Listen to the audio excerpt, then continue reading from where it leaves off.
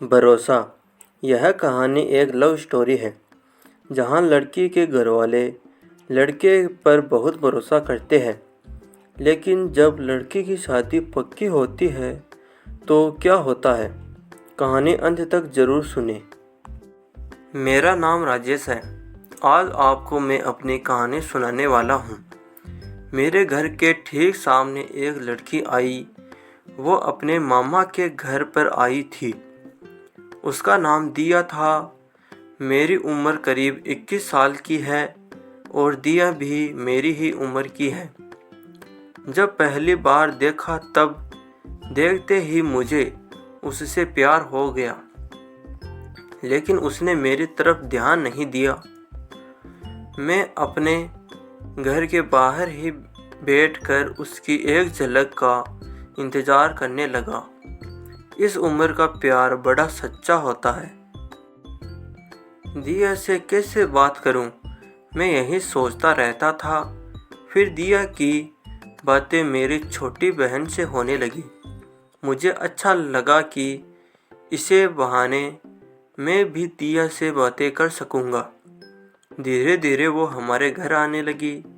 मैं भी कभी कभी उसकी तरफ देखकर मुस्कुरा देता था और बदले में उसकी मुस्कुराहट पाकर मुझे इतनी खुशी होती थी। दिया अपने मामा के यहाँ उनके एक रिलेटिव की शादी में आई थी। दिया मेरी बहन के साथ शादी की शॉपिंग करने जाया करती थी। मैं भी उनके साथ रहता था। मेरे लिए अब यह सब एक सपने जैसा ही था कि दिया के साथ मैं घूम रहा हूँ, उससे बातें कर रहा हूँ। मैं प्यार में उड़ने लगा था। दिया के जिस रिलेटिव की शादी थी वो हमें भी जानते थे। मैं सारा दिन अपनी बहन और दिया के साथ वहीं रहता था।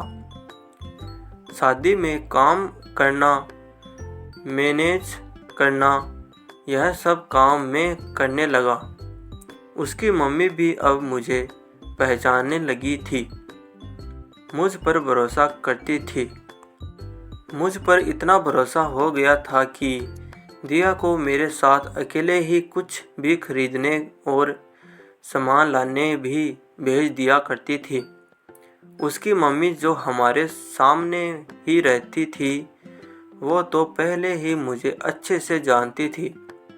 मैं अभी के लिए तो सुबह शाम दिया के साथ ही रहता था।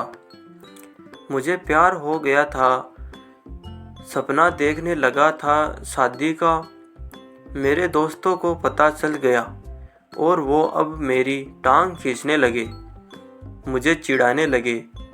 बोलते थे कि दिया को बता दे। मैं मना करता था।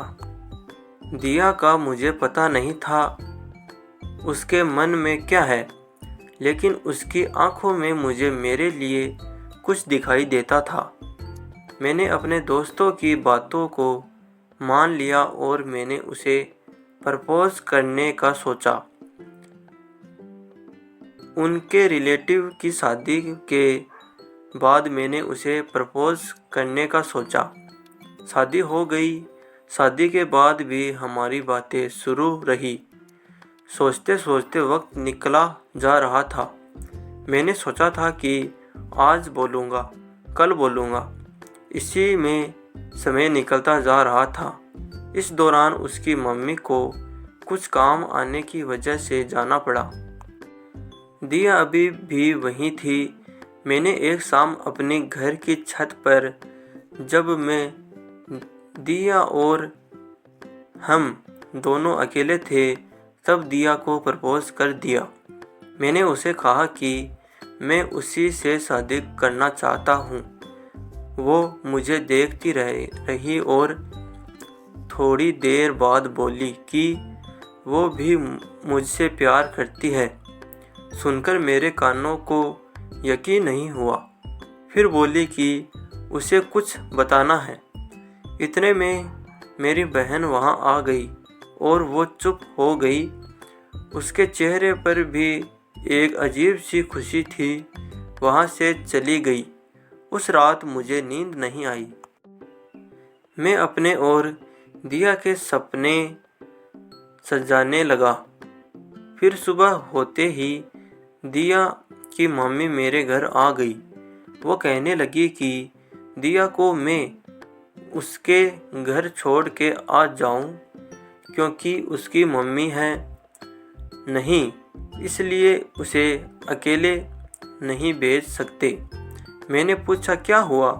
उन्होंने बताया कि दिया की शादी तय हो चुकी है और लड़के की दादी बहुत बीमार है।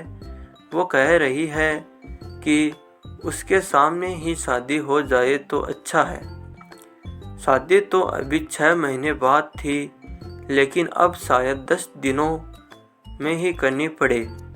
उसकी मम्मी भी इसलिए ही गई थी। उनकी बातें सुनकर जैसे मेरे दिल के टुकड़े टुकड़े हो गए। उसका घर हमारे यहाँ से करीब 60 किलोमीटर था। मैं उसे बाइक पर उसके घर छोड़ने वाला था।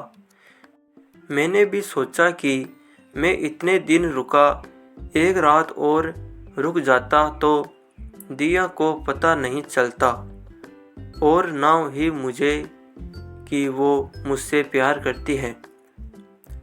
दोपहर को हम लोग जाने लगे थे। इस दौरान मेरे दोस्त को भी पता चल गया था। वो मुझे कह रहा था कि अगर लड़की की हाँ है तो तू उसे भगा ले। मैं बाइक लेकर तैयार था। वो अपना छोटा सा बैग लेकर आई और पीछे बैठ गई। बाइक में चला रहा था और मेरे मन में कई ख्याल थे। मेरे दोस्त ने जो बोला था वो भी मैं सोच रहा था।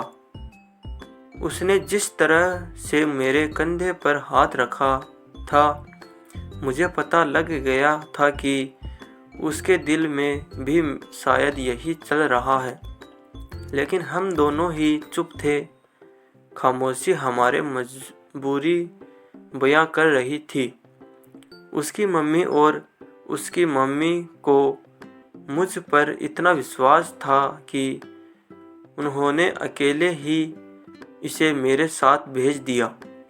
मेरे प्यार पर उनका विश्वास भारी पड़ गया था। मैंने उसे उसके घर छोड़ दिया। बाइक से वो नीचे उतरी। उसकी मम्मी मेरे आते ही मुझे देखकर कहने लगी, चल अंदर चल, धूप में इतना चला कर आया है। खाना खाए बिना उन्होंने मुझे आने नहीं दिया। उसके बाद मैं वहाँ से निकल गया। वहाँ से निकलने के बाद मेरे अंदर एक अजीब सी शांति थी। मुझे बहुत अच्छा लग रहा था। जब कभी कोई हमें अपने दिल में, अपने घर में जगह देता है, तब हमारा फर्ज होता है उनके विश्वास को ना तोड़ा जाए, वरना कोई किसी पर भरोसा नहीं करेगा। आपको यह कहानी कैसी लगी हमें कमेंट कर ज़रूर बताइए। इसी तरह की अच्छी कहानियाँ आप यहाँ पढ़ सकते हैं। यहाँ उपस्थित शिक्षाप्रद कहानियाँ आपका मनोरंजन करने के साथ दिशा भी देगी। तो बने रहिए हमारे साथ और हमारे प्रयास को सफल बनाएं। और इस वीडियो को लाइक कीजिए और इस चैनल को सब्सक्राइब कीजिए। धन्यवाद।